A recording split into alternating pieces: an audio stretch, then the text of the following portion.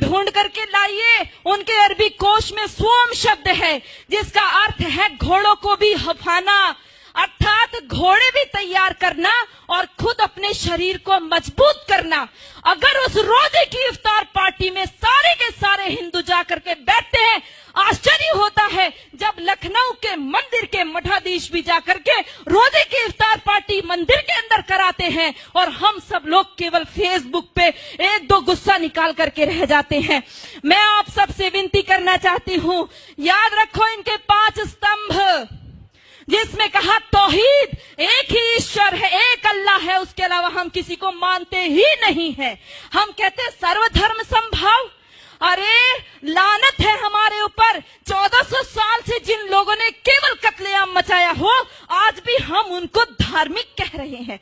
वो अल्लाह के अलावा और किसी को स्वीकार नहीं करेंगे, वो हर स्तर पर करेंगे, वो दाढ़ी रख करके भी करेंगे, वो पैंट शर्ट पहन के करेंगे, वो अरबी बोल करके करेंगे, वो हिंदी बोलेंगे, वो इंग्लिश बोलेंगे। लक्ष्य केवल एक उनका स्पष्ट है, वो है जब तक एक भी काफिर जिंदा है अल्लाह का काम रुकेगा नहीं। और जो लोग कहते हैं, जिन्होंने बोला रघुपति राघव राजा राम पतित पावन सीताराम और अगली पंक्ति जोड़ दी ईश्वर अल्लाह तेरो नाम, लानत है हमारे ऊपर। हमने कभी पढ़ करके नहीं देखा अल्लाह कहते किसको है। हमने ईश्वर के बराबर अल्लाह को रख दिया। अरे हमारा ईश्वर दयालु है, कृपा करता है, परंतु अल्लाह का आदेश है। कहाँ पढ़ोगे? कुरान पढ़ोगे।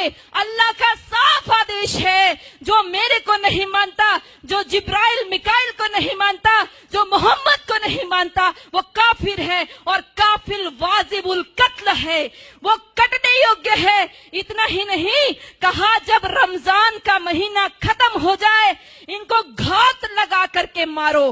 पढ़ो सूरा तौबा, पढ़ो सूरा अल बकरा, सारी की सारी कुरान की सारी ये आयतें पढ़ करके देखो, आपको साफ स्पष्ट पता चल जाएगा। हम सोचते हैं कि उनकी हज यात्रा, हम सोचते हैं उनकी हज यात्रा हमारी अमरनाथ यात्रा जैसी है। अरे पढ़ो भाइयों, यदि उनकी हज यात्रा हमारी अमरनाथ जैसी होती तो वहां पर सब लोग जा सकते थे, केवल मुसलमान ही क्यों जाते हैं। आज उनके ऊपर वो वहां से हमारे भाई पैसा भेजते हैं और वहां से वो अपनी सभ्यता को भेजते हैं। उनको कोई एम्बेसी में राजदूत भेजने की आवश्यकता नहीं है कि भारत में आप हमारे अरबी कल्चर का प्रचार कीजिए। ये सारे बढ़ाए हुए दाढ़ी, ये सारे ऊंचा पजामा और नीचा कुर्ता पहन करके सारे वहां से सीख करके आते हैं और अपने आप यहाँ पर आकर के सिखाते हैं। याद रखो, मिटेगा ये धर्म और आबरू भी जाएगी, तुम्हारे नाम से दुनिया को शर्म आएगी। यदि आज नहीं जागे तो कोई हमारे बचाने वाला नहीं है। ये नमाज खिलाफत का मिनी ट्रायल है। ये नमाज इसलिए कहता है कि एक खलीफा बैठाएंगे और उसका राज चलेगा। ये पहले भी हमारा देश आजादी के लिए जूझ रहा था और सारा मुस्लिम जगत खलीफा के लिए जूझ रहा था। इतिहास पढ़ करके देखो, मालाबार में जो युद्ध हुआ, हमारे लोग जो मारे गए वहां की महिलाओं के साथ, क्योंकि खिलाफत आंदोलन फेल हो गया। टर्की में खलीफा था, उसकी खलीफाई चली गई, खलीफा छोड़ करके इंग्लैंड भाग गया। वहां से इनको गुस्सा आया, आक्रोश हमारे हिंदू माताओं बहनों के ऊपर निकाला। वो जो लेडी रीडिंग को पत्र लिखा था हमारी हिंदू महिलाओं ने, कभी पढ़कर देखो। उन्होंने लिखा हमारी कितनी दुर्दशा हुई है।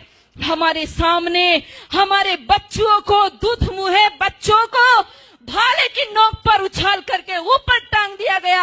हमारी बेटियों माताओं के साथ में बलात्कार हुए। एक एक माता का बलात्कार करने के लिए 10-10 जिहादी थे और वो 10-10 जिहादी के बीच में फंसी हुई महिला ये सोच रही थी किसके लिए दुख मनाऊं, अपने बेटे के लिए या मेरे शरीर के लिए, किसके लिए रोएंगे।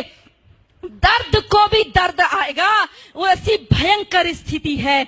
और ये केवल एक आकस्मिक घटनाएं नहीं है, ये सब ऊपर से सिखाया हुआ है। भाइयों, आप सब लोग जो फेसबुक पे इसको रिकॉर्ड कर रहे हैं या अपने मोबाइल में रिकॉर्ड कर रहे हैं, ये मोबाइल में रिकॉर्ड करने की चीज नहीं है, दिल में रिकॉर्ड कीजिए। इसको अपनी बहनों को, माताओं, बेटियों, बच्चों को बताइए।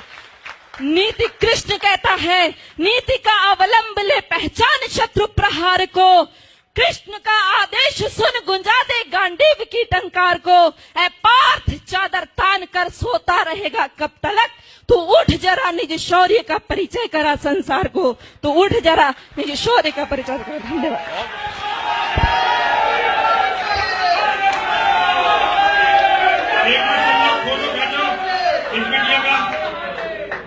बेटा ये हमारी माला जो है ये पूरी सोने की नहीं है, इसमें जितनी मिलावट हो सकती है उतनी मिलावट होती है। 1 तोले सोना इसमें होता है, बाकी मिलावट होती है। लेकिन हमें इसे बनवाने के लिए बड़ी मेहनत करनी पड़ती है।